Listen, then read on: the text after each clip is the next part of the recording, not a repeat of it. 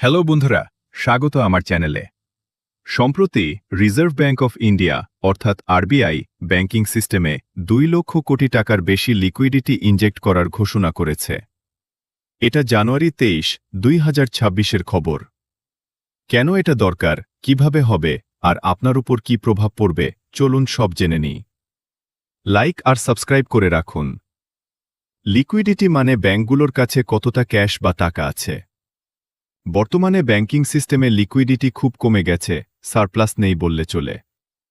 Financial ইয়ারের শেষের দিকে লোনের চাহিদা বাড়ে, তাই টাকার প্রয়োজনও বেড়ে যায়।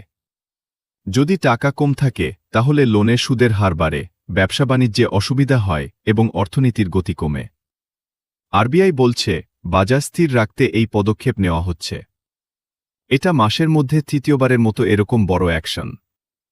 আরবিআই 3টা উপায়ে মোট প্রায় 2.15 লক্ষ কোটি টাকা ইনজেক্ট করবে 30 জানুয়ারি থেকে 12 ফেব্রুয়ারির মধ্যে।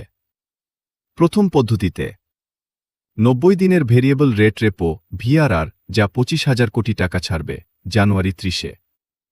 এটা প্রথমবার এত লম্বা সময়ের ভিআরআর। দ্বিতীয় পদ্ধতিতে ডলার বা টাকা ফরেক্স সোয়াপ করবে, যেখানে $10 বিলিয়ন, যা প্রায় 90,000 কোটি টাকা 4 ফেব্রুয়ারি ছাড়বে। পরে প্রায় 3 বছর পর ব্যাংকগুলো ডলার দিয়ে টাকা ফেরত নেবে। এবং তৃতীয় পদ্ধতিতে ওপেন মার্কেট অপারেশন ওএমও, যেখানে আরবিআই গভর্নমেন্ট বন্ড কিনে 1 লক্ষ কোটি টাকা মার্কেটে ছাড়বে ফেব্রুয়ারি 5 ও 12 তারিখে। এসব মিলিয়ে ব্যাংকগুলোর কাছে টাকা বাড়বে, ফলে লোন সহজ হবে। এর ফলে লোনের সুদ কমতে পারে, ব্যবসা বাড়ি গাড়ির ও বিভিন্ন লোন সস্তা হবে, অর্থনীতির গতি বৃদ্ধি পাবে। তবে ইনফ্লেশনের দিকে নজর রাখতে হবে।